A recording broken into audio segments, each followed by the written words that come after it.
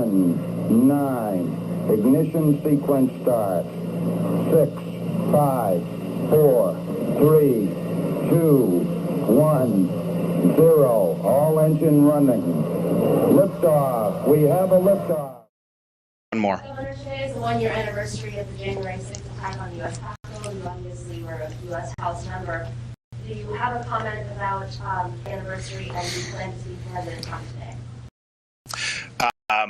So, you know how everything in our society, becomes very politicized. And so today is going to be, I'm not going to watch any of it, but you're going to see the D.C., New York media. I mean, this is their Christmas, January 6th, okay? They are going to take this and milk this for anything they could to try to be able to smear anyone who ever supported Donald Trump. And I just look back and compare when I was in Congress, what event that we faced was the attempted assassination of Republican members of Congress on the baseball game.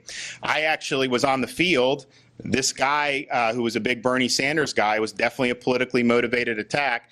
Came up, pulled his van, and we didn't think anything of it.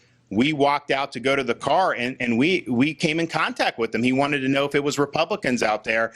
We get in the car, leave, and then we find out he shoots up a bunch of people. And had you not had the Capitol Police there, you probably would have had a dozen people assassinated.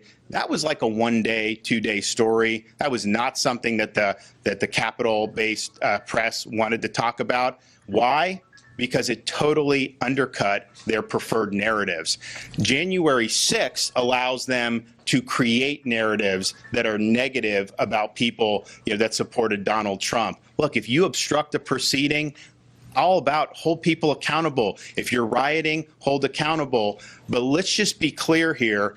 When they try to act like this is something akin to the September 11th attacks, that is an insult to the people who were going into those buildings. And it's an insult to people when you say it's an insurrection and then a year later, nobody has been charged with that.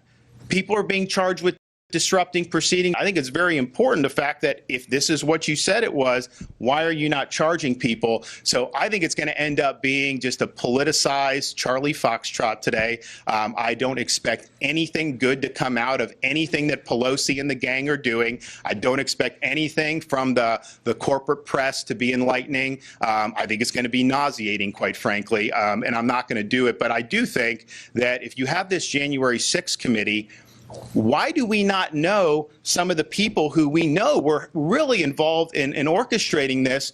They got pulled off the most wanted list. Christopher Wray was asked at the under oath what FBI was involved in that, and he would not answer the question. And so I think that this is something that has really been used for political narrative and posturing purposes. I don't think it's been effective.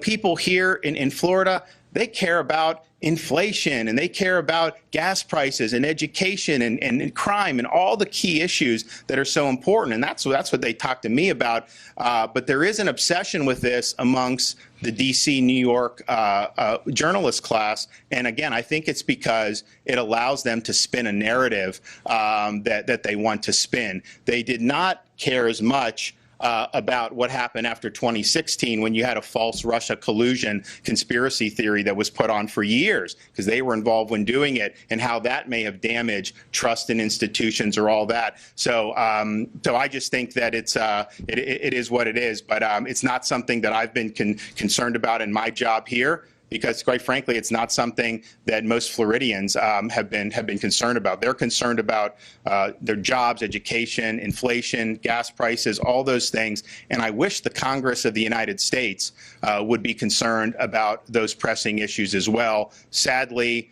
they're not. They're going to use this to be able to get more TV time. And some of them who are probably the most loud, probably will end up vacationing in Florida at some point as well. Thank you.